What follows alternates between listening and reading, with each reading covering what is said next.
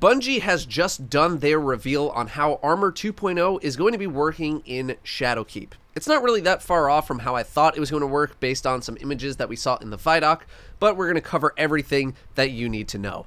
First off, Strength, Intellect, and Discipline are returning back from Destiny 1. They will do the same thing that they did in Destiny 1. Strength will give melee cooldown reduction, Discipline gives grenade, and Intellect gives super.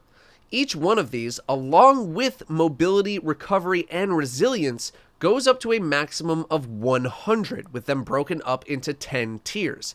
10 points gets you 1 tier. The higher your tier, the greater the effect of the stat. For example, moving from Tier 2 Discipline to Tier 3 will reduce your grenade cooldown, but that means the difference between having 41 of a stat and 49 of a stat is 0, since you're technically still in Tier 4. You need to hit the next tier in order to get that stat upgrade. Honestly, the biggest thing here is that Bungie has finally decided to tell us what these stats actually do in terms of percentage values. Thank you. Next up, Armor mods are replacing perks on Armor 2.0 armor. All armor earned during Shadowkeep and beyond is Armor 2.0. Cosmo clarifies on Reddit, quote, "If you can still earn it, you can get it as 2.0, end quote. So planetary sets, Vanguard, raids, you name it. Each legendary and exotic armor piece will come with a random element assigned to it, along with an allowance of points to spend on armor mods. The allowance you get is based on the level of the armor. You increase this allowance by upgrading the armor piece with legendary shards, enhancement cores, and new materials like enhancement prisms and ascendant shards for the higher upgrades. It seems like you'll be able to exchange materials for prisms and ascendant shards at the gunsmith, but this is potentially subject to change. This can scale all the way up to 10 energy points per armor piece. The greater the capacity you have, the more armor mods you can equip. Each armor mod has a value assigned to it, which determines how much energy you need to spend in order to equip that mod. If you don't have enough energy, you can't equip it. For example, if I have 7 energy on an armor piece to spend, I can equip 2 mods that cost 3 and 4 energy per, or I can equip 1 mod that costs 1 and 1 that costs 6. As for how to get mods, they will come from a variety of sources. The gunsmith will be the most common source, dropping them from packages and selling them individually. Mods will also come from world engrams, while enhanced mods can come from Iron Banner, the raid, and other pinnacle reward sources. Old mods from Year 2 will not be going away, and you can still use your old armor if you want, but I imagine most people will graduate to Armor 2.0 when they feel comfortable doing so.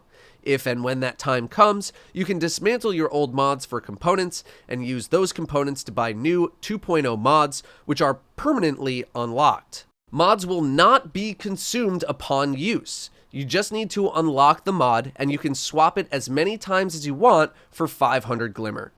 Legendary and exotic armor will come equipped with an element as well. Solar, Arc, Void, you know the drill. Certain mods have certain elemental statuses that can only be equipped in matching elemental armor. Solar armor can only hold solar mods, etc. Although all armor can accept non-elemental mods.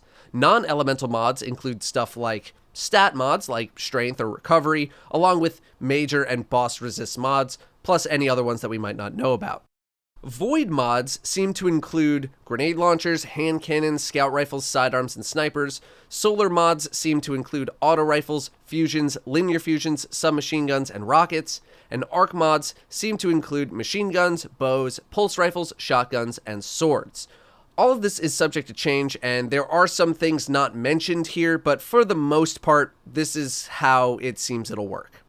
A lot of the mods will feel familiar and go into similar slots that they do now. For example, unflinching mods will go in the chest slot, scavenger perks go in the boots, etc. Ammo finder mods have been split into their respective weapons, placed into the helm slot, and the game will actually highlight ammo boxes that were generated through ammo finder mods. There are also plenty of mods that we don't know about yet, so there's still more to come.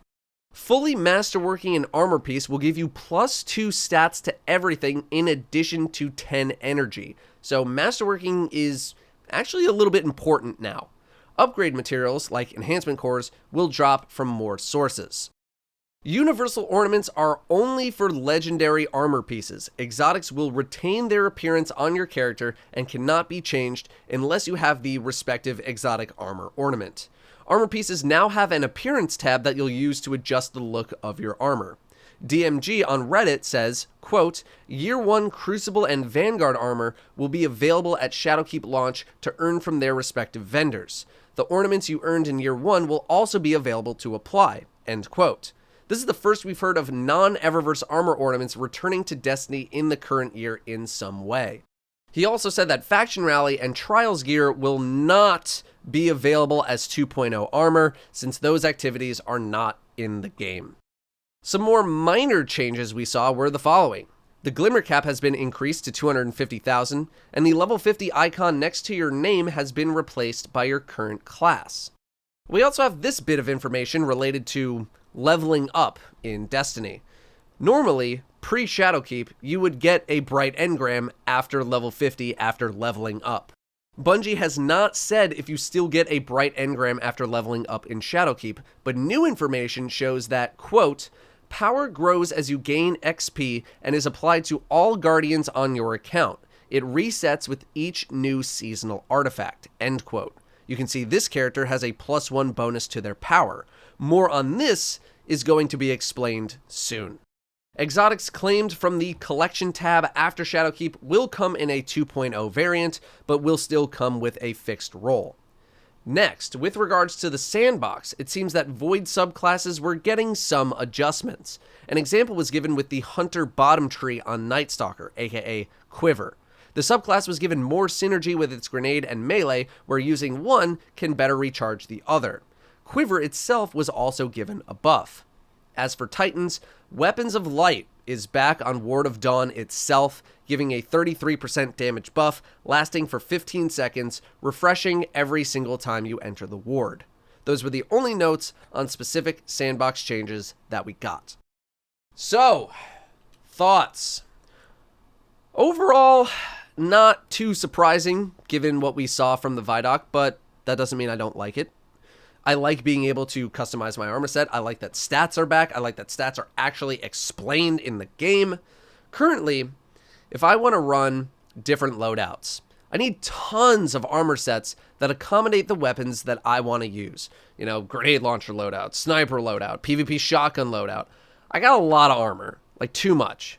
With Armor 2.0, it seems like I won't need as many armor sets because I can just pick and choose what weapons I want to use, change the perks, aka mods, with some glimmer, and be on my way.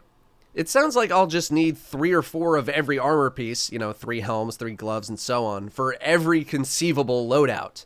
The element systems seem a little restrictive at first glance, but I don't think it will be as restrictive as we might think as of right now. Hopefully these new mods will promote build diversity a little bit more than we've seen in the past. Not by a ton, but definitely more than we've had. It looks like grinding for armor sets and maximizing those stats is going to be the new hunt, similar to what we had in Destiny 1, where people were hunting for tier 12 stats.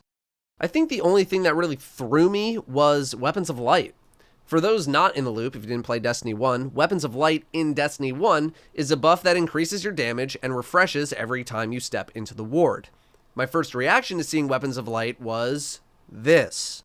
What are they doing? For the edge case. That's All true. right. That's what I do. All right, y'all ready for this? Here we What go. are they Real doing? Bad guys. All right. And you might notice Weapons of Light Yep. back by Yeah. default. Yep. It's must-see GG, Weapons of Light. I believe that was the first instance in chat for Mixer. Let's see, over on Twitch. Luke Smith will be talking about new damage stacking rules and all of that in his next director's cut coming very soon. And I would hope that Ward and Well of Radiance do not stack.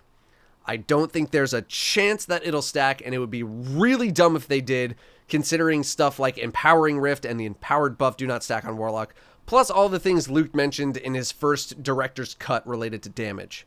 My worry is that Titan will once again be relegated to using Ward of Dawn for Weapons of Light for all eternity, a similar Well of Radiance fate.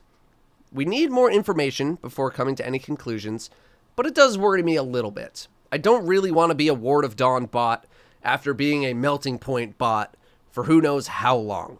The only thing that gives me any sort of solace is that since this weapon damage buff is being spread to multiple classes, you don't need to have just one class pigeonholed into being the buffer. Warlocks could maybe do something else while the Titan provides damage.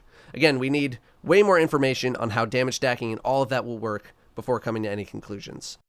That's all I got on Armor 2.0 and the Bungie reveal stream. We have 2 more parts of Luke Smith's Director's Cut commentary still to go, and I will be making videos on those as soon as they're done. Thanks for watching, and I'll see you next time.